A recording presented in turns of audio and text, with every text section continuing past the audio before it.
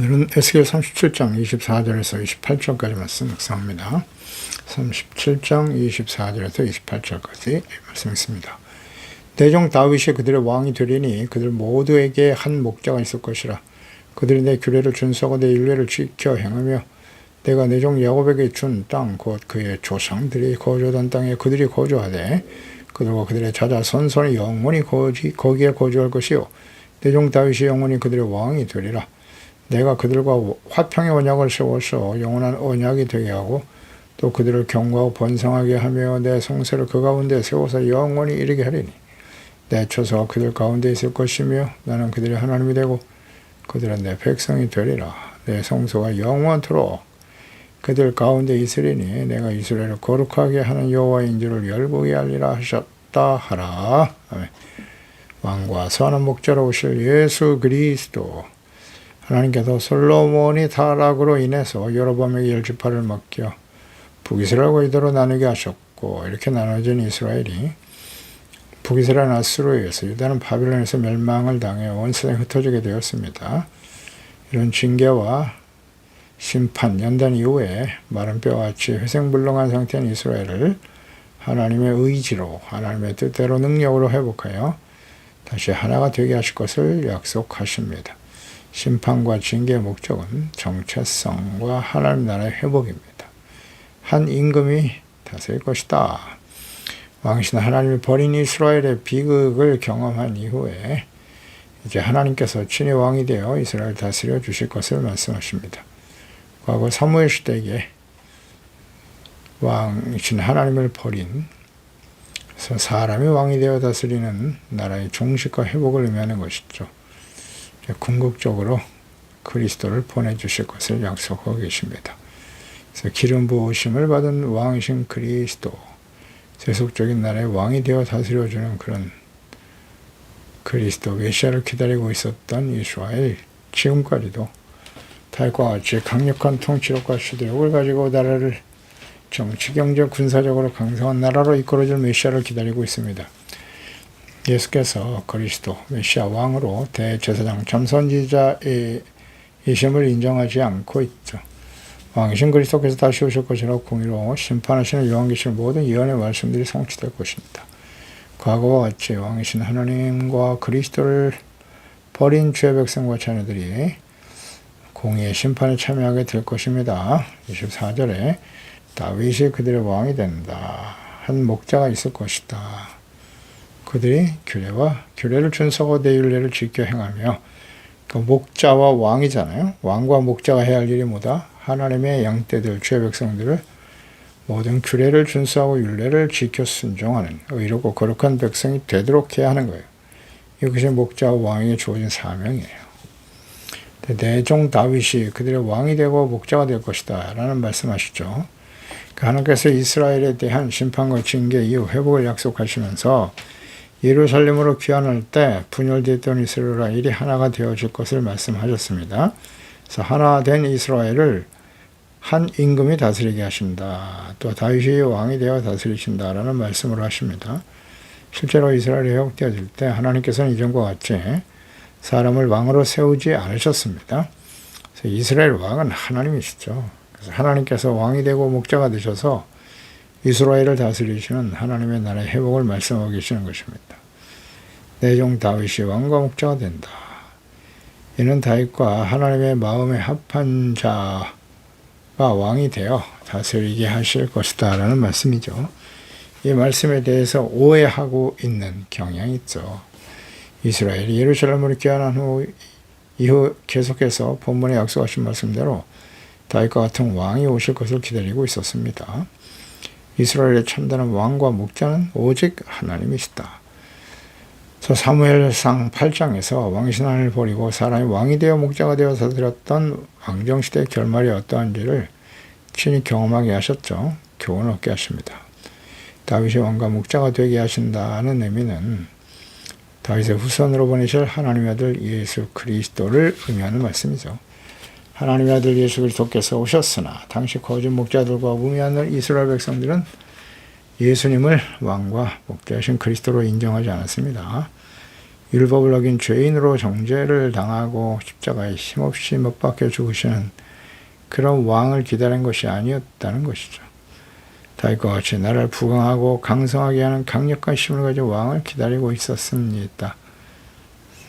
유다 백성들의 외침. 자신들에게 왕은 로마의 황제 가이사밖에 없다라고 소리치면서 왕이신 그리스도를 십자가 못 박았습니다. 그 다윗 왕과 목자로 오셔서 다윗을 왕과 목자로 보내신다. 이스라엘 나라의 회복을 말씀하시는데요. 이사야서 11장 1절이야죠. 이새의 줄기에서 한 싹이 나며 그 뿔에서 한 가지가 나서 결실할 것이다. 그 위에 여호와의 영, 지혜와 총명의 영, 머리에 재능의 영, 지식과 여호와를 경외하는 영이 강림하시리니 그 여호와를 경외하며 즐거움을 삼을 것이고 눈에 보이는 대로 심판하지 아니하며 그의 귀에 들리는 대로 판단하지 아니한다. 이새의 뿔이 다윗의 후손으로 이 땅에 오실 하나님의 아들 그리스도. 할렐루야. 아브라함과 다윗의 자손 예수 그리스도의 계보라. 마태복음 1장이죠. 다윗의 동네 베들레헴에서 태어나신 예수 그리스도. 예수님은 사람의 모습으로 오셔서 목자 없이 유리방하며 기진한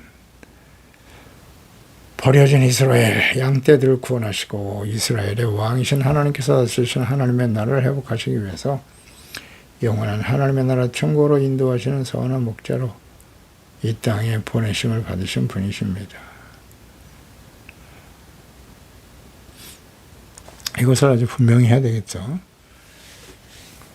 이스라엘의 왕이신 하나님께서 다스리신 하나님의 나라의 회복을 위해서 영원한 하나님의 나라 천국으로 인도하시는 선한 목자로 오셔서 십자가에서 죽으시고 부활하심으로 이루신 하나님의 구원과 뜻. 다윗을 왕과 목자로 보내시는 목적 예수 그리스도죠. 그리스도를 보내시는 목적은 그들이 내 규례를 준수하고 내 율례를 지켜 행하며 하나님의 백성들이 하나님의 규례를 준수하고 율례를 지켜 행한다. 이는 심판, 징계, 연단 이후에 예루살렘으로 귀환하게 될 이스라엘 백성들 정체성과 하나님 나라의 회복의 과정에서 약속하신 말씀과 뜻입니다. 에스겔 46장 36장이죠. 24절 이하에도 보면 여러 민족 가운데서 모아 데리고 고국 땅으로 돌아갈 때 맑은 물을 너희에게 뿌려서 정결하게 하실 것이다. 그렇습니다. 곧 너희 더러운 것에서와 모든 우상숭배에서 너희를 정결하게 할 것이라 하셨고요. 새 영을 마음에 두고 새 마음을 너희에게 주사 육신에서 굳은 마음, 교만하고 완악한 마음이죠. 제하여 주시고 부드러운 마음, 온유하고 겸손한 마음을 주어 하나님의 율례와 법도와 규례를 지켜 행하게 하실 것이라고 말씀하셨습니다.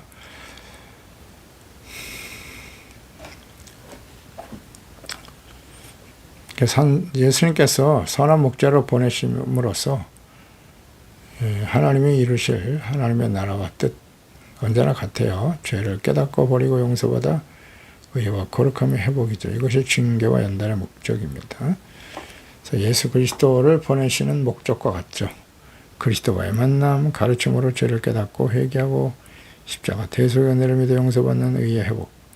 예수 그리스도를 믿어 의롭다함을 얻고 죄와 사함으로부터 구원을 받은 하나님의 자녀들이 해야 할 일은 구원받게 하신 하나님의 목적과 뜻, 율례와 규례를 준수하고 지켜 순종하는 의롭고 거룩한 하나님의 자녀가 되는 거예요.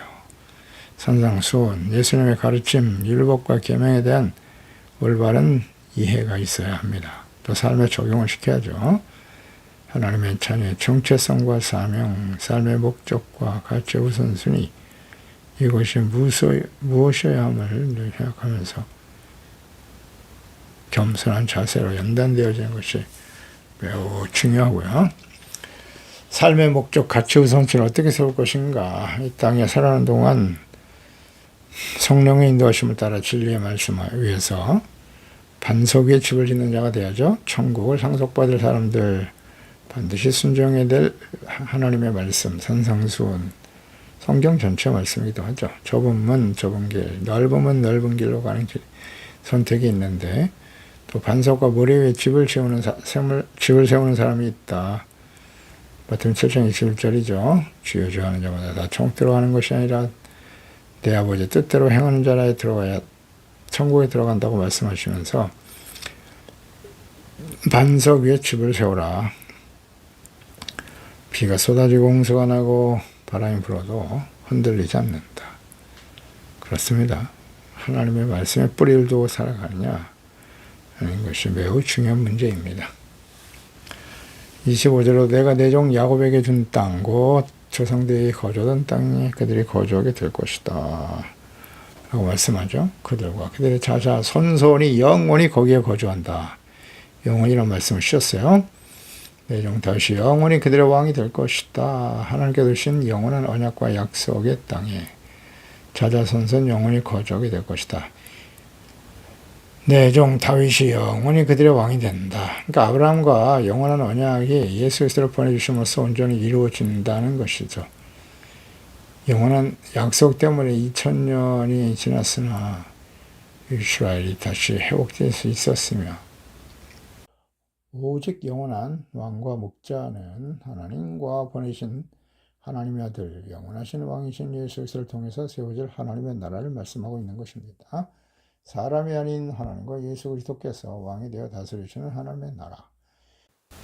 그리스도를 보내주셨으나 본백성들은 거부함으로써 이 천국 복음이 이방인에게로 전파되게 하시고 이제 마지막으로 영원한 언약의 백성 아브라함의 후손인 이스라엘 나라를 회복시켜 주심으로써 그들이 회개하고 돌이켜 예수 그리스도를 믿고 구원받을 수 있는 기회를 주고 계시는 것입니다. 그래서 마태복음 14장 14절이죠.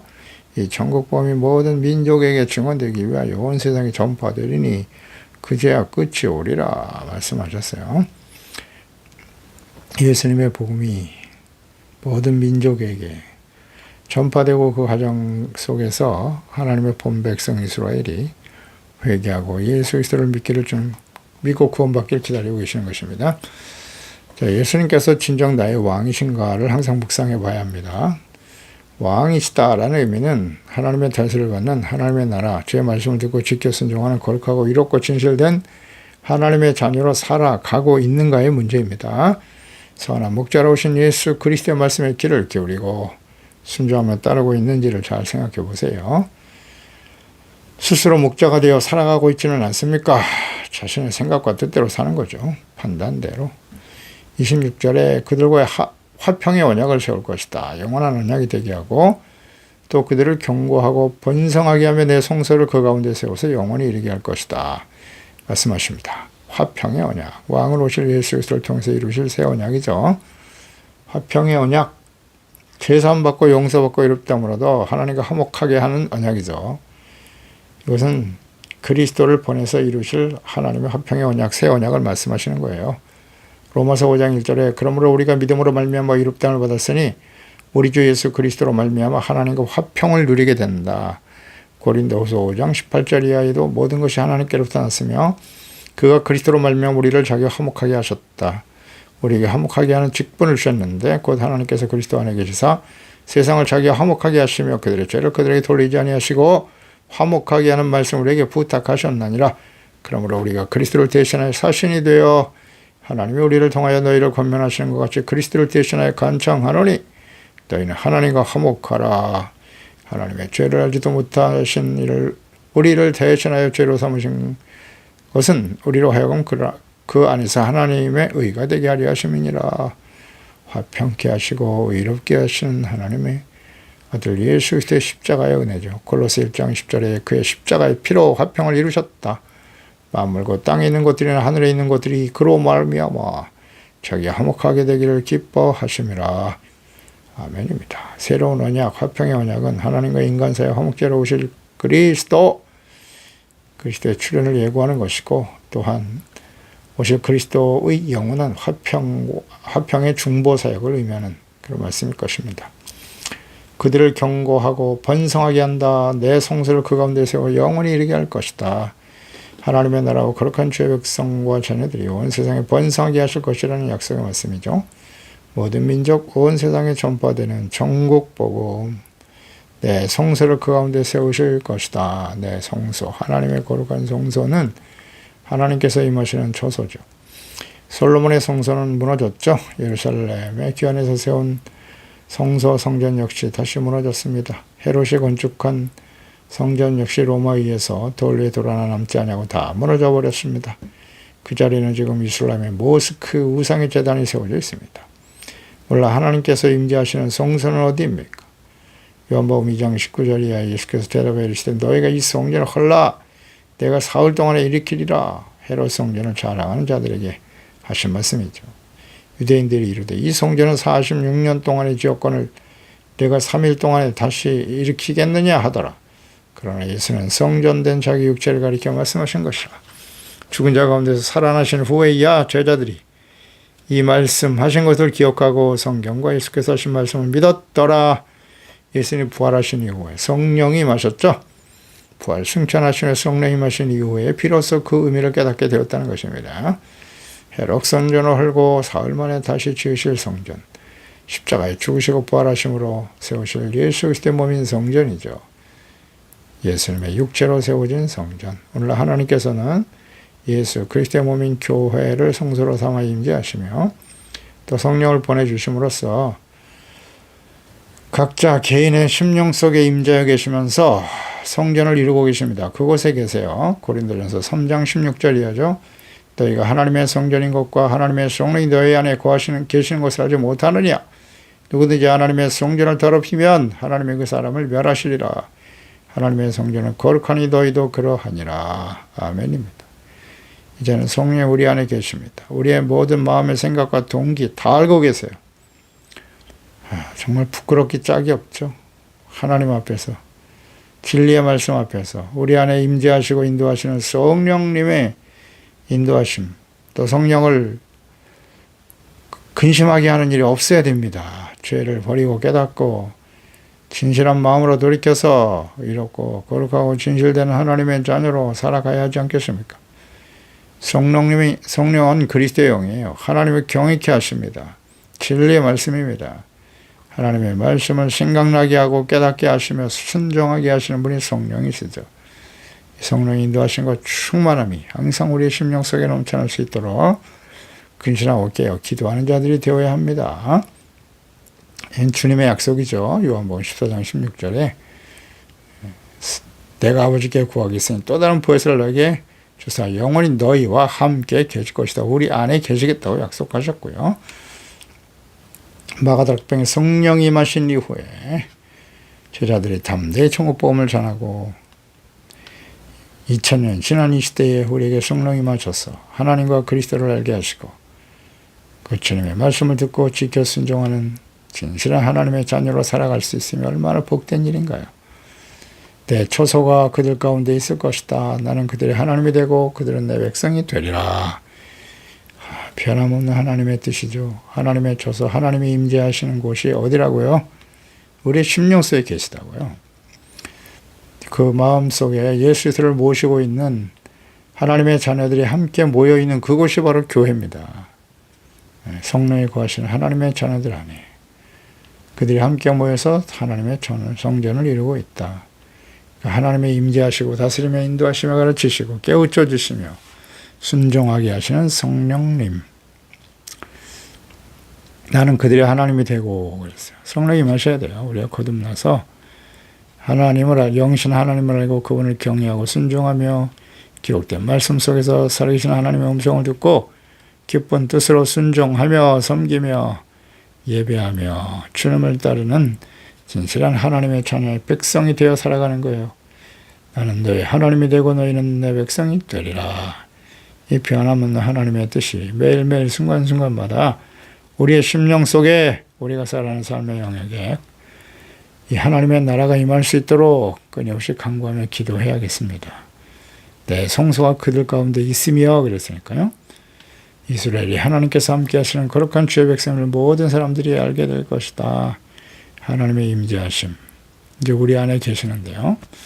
성령이 계시면 우리가 예수님 안에 예수님이 우리 안에 하나님 아버지 안에 하나 되게 하신 것을 모든 사람들이 알게 될 것이다. 어떻게 알 수 있어요? 열매를 통해서 알 수 있겠죠. 성령의 열매가 맺혀지고 착함, 의로움, 진실함이 빛된 열매를 맺어 나갈 때 이를 통해서 많은 사람들이 우리와 함께 하시는 하나님과 예수 그리스도를 알고 믿어 생명을 얻게 될 것이다. 그분의 뜻대로 순종하는 의와 거룩한 주님의 자녀들, 크고 화려한 교회를 세우고 부자와 권력자들이 모인 교회가 거룩한 것이 아닙니다. 성령으로 거듭나고 충만하여 성령의 열매를 맺으며 살아가는 거룩한 성전, 그러한 개인들이 모인 참된 교회, 빛된 삶, 착한 행실로 하나님께 영광을 돌리는 우리 모두가 되어야 할 것입니다. 기도하겠습니다. 하나님 아버지, 이스라엘 백성들의 하나님의 언약의 백성이죠. 영원한 언약의 백성인데 그들이 이방인들에 의해서 멸망을 당했습니다. 하나님의 공의로 이루어진 일입니다. 우연히 발생한 것이 아니에요. 그들의 죄에 대한 하나님의 심판이었죠. 그러나 하나님의 뜻은 재앙이 아니고 이를 통해서 이들이 연단을 받고 거룩한 하나님의 자녀로 회복되어지는 것입니다. 새 마음, 새 영을 부으셔서 하나님을 알고 경외하고 순종하며 또 하나님의 기뻐하시는 거룩한 산, 제물로 우리의 몸을 들여 하나님을 기쁘시게 하는 참된 하나님의 자녀로 살아가야 하죠. 그러나 그들이 결국 멸망의 길을 가게 된 중요한 역할을 하는 사람들이 바로 왕과 목자들이죠. 거짓 목자들, 어리석은 왕들 때문에 멸망의 길을 갔던 것이고 예수님 시대에 진정 하나님께서 그 아들을 목자 왕으로 보내셨습니다만은 거부했습니다. 그 결과가 어떠한지 우리는 역사를 통해서 확인할 수 있고요. 오늘 이 시대에 마지막 때를 향해 살아가는 우리 하나님의 자녀들인 저희들 모습도 마찬가지죠. 진정 우리의 왕은 하나님이신가? 우리의 주인이 예수 그리스도의 하나님이신가? 우리는 그분의 말씀에 귀를 기울이고 온전히 순종하며 따르고 있나요? 빛된 삶을 통해서 착함, 의로움, 진실함의 열매를 맺으며 하나님께 영광을 돌리며 살아가는 근신하고 깨어있는 하나님의 자녀로 살아가고 있는지요. 그렇지 못한 저희들의 모습을 날마다 깨우쳐 주시고 바로잡아 주시고 성령이 우리 안에 계시고 우리를 인도하시는 거룩한 하나님의 전으로 바르게 지켜가는 우리 모두가 될 수 있도록 도와주세요. 예수님의 이름으로 기도드리옵나이다. 아멘.